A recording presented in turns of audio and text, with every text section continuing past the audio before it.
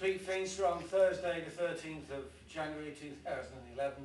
I'm laughing because it's incredible that I'm with these guys here tonight. My lover on my right, on my left, the drummer, the man that was the powerhouse of Sassafras all those years ago, Mr. Chris Charley, who for the record was never in salt at all, but he's making up the numbers and he's a great man to make up the numbers. On my right, Stevie Smith, who plays these things, normally plugs them in, makes a lot of noise.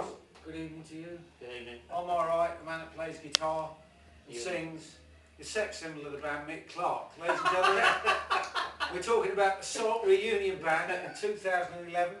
Boys, if I'm not mistaken, 2011 minus 1981 is how many years? Which is pretty much when you did your last show, wasn't it? Chris can add up. Yeah, Chris can add. Yeah. So however long it is. Long time. It's 30 odd years. 30 years. 30. 30 years. 31, 29. And the one thing here at the Beaverwood Club tonight that you've managed to do that you've never managed to do in all those years before is put out an album. Yeah. So do you want to tell us about that? Because I paid for it. I'm hoping to get my money back. What we original did, material from back then? back then we had an EP out, which was 4 tracks, obviously. Yeah. That was all we ever got out. So I've taken those 4 tracks, found some old demos, very surprisingly good actually, and tidied them up a bit. Right. Done a couple of new tracks with Steve, just 2 of us, they're brand new. And that's on there as well? That's on there as well. Oh, A version of House of the Rising Sun that we did in a later version of Salt. It's supposed to be the single, but Yeah, never it happened. was done as a single. Yeah. So that's good. So it's 11 tracks, and it's interesting because it's all stuff that, some stuff people have never heard, never seen the light of day before. So yeah, finally, late, very late, but it is an album, yeah. Not so much an album, more of a historical document. Yeah, it is really. And what are you calling it? It's the title track, The Cobra's Melody, and other refrains. Yeah. Trips off the tongue. Yeah. It does. There's only 100 of them, that's it, it's a limited issue. That's just tonight, of course. For all you people in Sutton tomorrow. Yeah, there's another 100 for tomorrow, yeah. So the interesting thing is everybody who's bought a ticket for tonight in this 5-day tour that you're doing, they've all got a story about when they last saw Salt. What does that tell you about the band, I wonder? Some interesting stuff happened when the band was around. That was a good band. Yeah, It's a good band. It was a good band. Apart from people falling off the stages and... They just turned up because they wanted money back.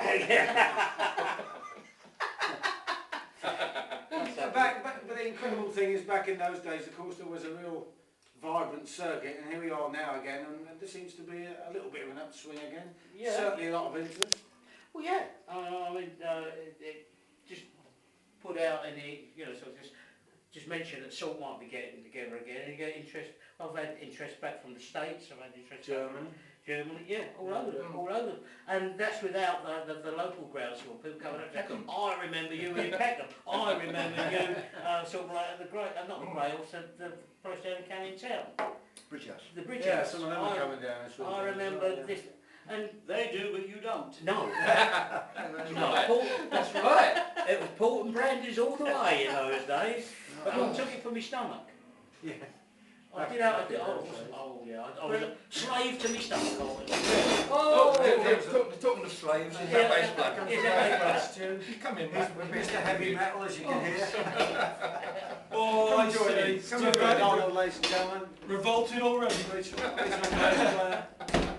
And the second sex symbol of the band, who was sacked from the original band for breaking doors down, as you can see.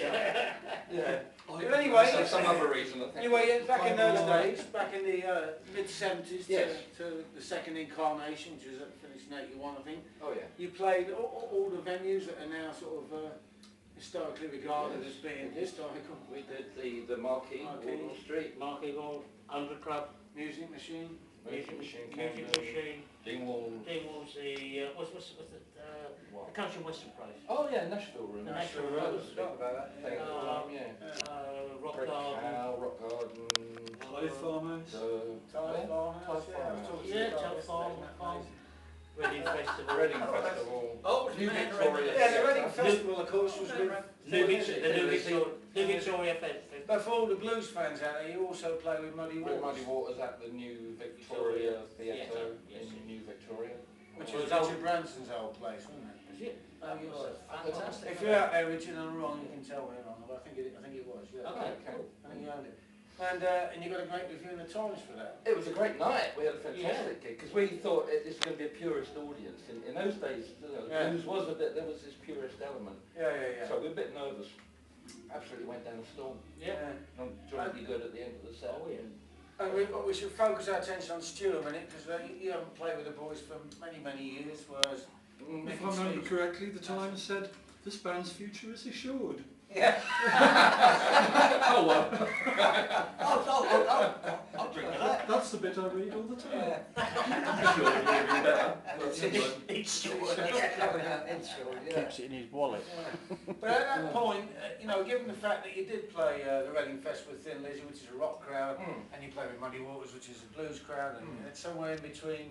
You were somewhere in between the cracks, between rock and blues. Yeah, it was a funny time. There wasn't really a blues rock scene. We were it really. Just before punk took off. Yeah, just before punk. And I suppose you should tell them about an awful story about the What our Sex support Pistols. band? Yeah.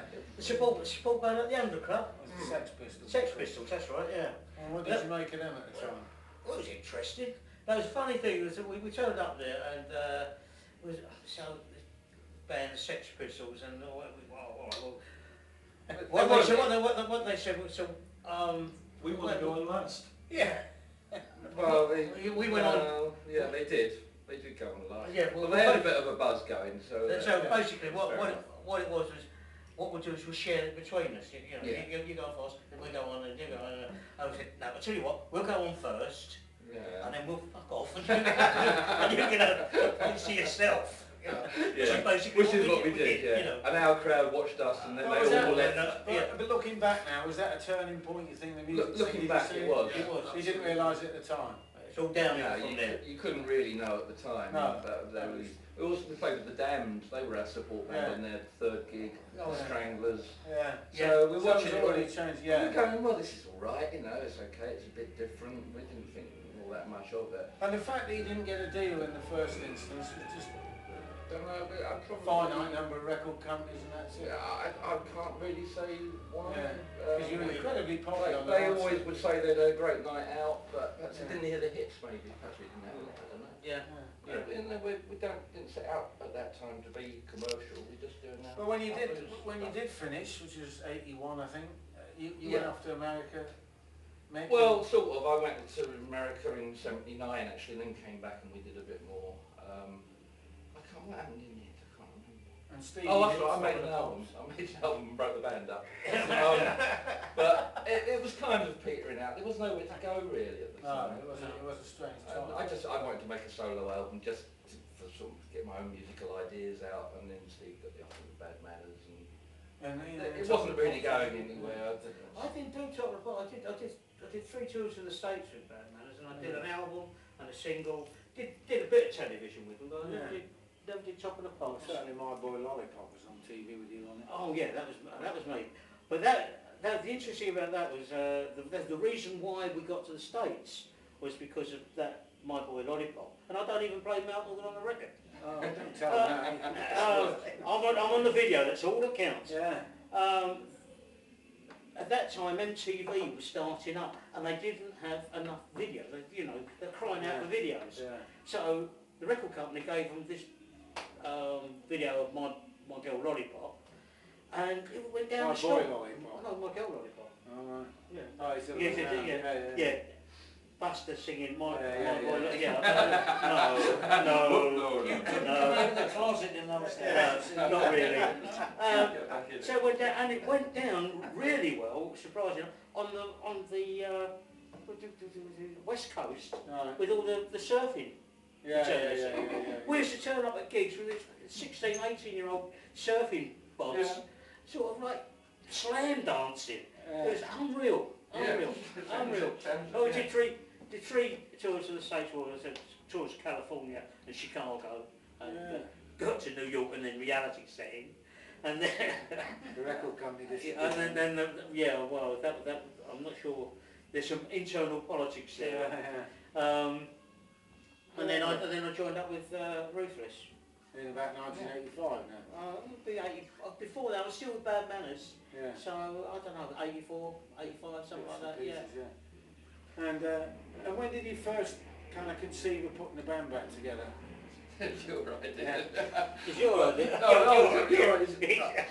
Well, a few years ago, wasn't it? 'Cause it's been on the back burner. Because we had a date, but it was the exact date I was moving house, and I couldn't really see that happening.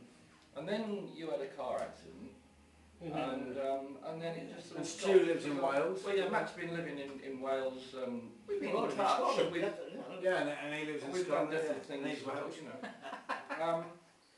But no, it just eventually its time came, and Yeah, here we are. we all had the time to do it. Yeah. Yeah. Good, so this is I think it's a 5-run stint.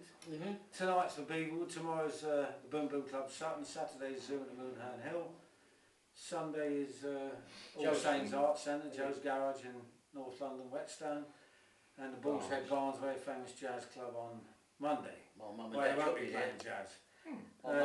And I mean, are we going to have some more, do you think, if this goes well? I think it's always possible, yeah. We certainly hope so, yeah. See how it goes. Yeah. Okay, well, good so on far. that positive note, we're going to enjoy the show now, and Yeah. let's just put things to say, and thank you very much one more time for Chris Charley for providing the humour, the Guinness, Much the obliged. Right. Stevie Smith for the Tales of Bad Manners, and he said bad company. Mick Clarke on my right, Stu McDonald on the far left, on my right. Fire one from both. Thank you very much, Alan Kimber on the camera. Pete Facer on mouth. Recording 47. Thank you very much and good night.